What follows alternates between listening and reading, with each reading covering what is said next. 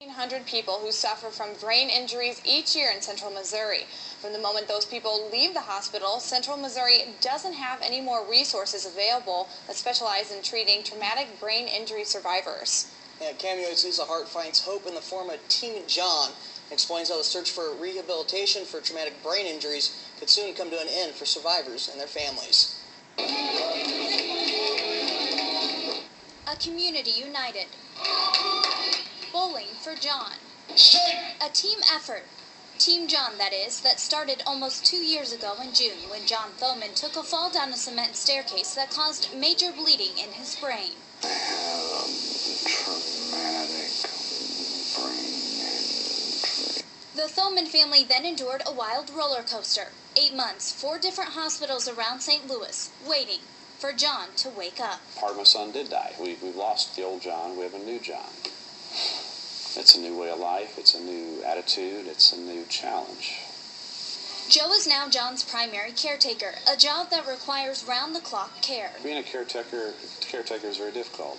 John was 19 when this happened. We raised him once. We didn't have to raise him again. He had to learn how to walk, talk, breathe, eat. As John's condition improved, the Thomanns quickly found out living outside of Jefferson City wasn't the ideal location for a brain injury survivor and his family. We are the only agency of this type, a charity of this type, that provides a continuum of services for people with brain injuries.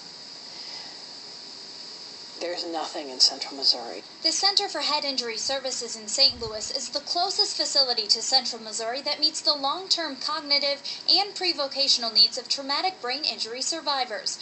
Rusk Rehabilitation Center in Columbia does offer a brain rehabilitation program, but it's insurance-based and only designed for survivors shortly after their injury.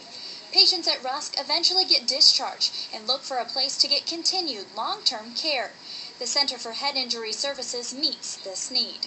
It's possible that with the center's specialized services, someone like John, who survived a brain injury and at one time couldn't see a day past a hospital bed, or is confined to a wheelchair or a cane, can one day be walking again and have the chance to live somewhat of an independent life.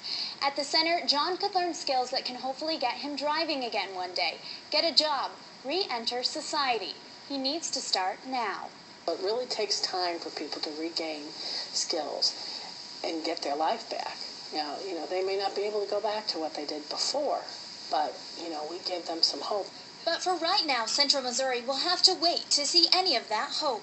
According to Gunning, Missouri has dropped into the lower 25 states for brain injury services, and funding for a new center is low. It's difficult in Missouri. It's a very small funding source in Missouri.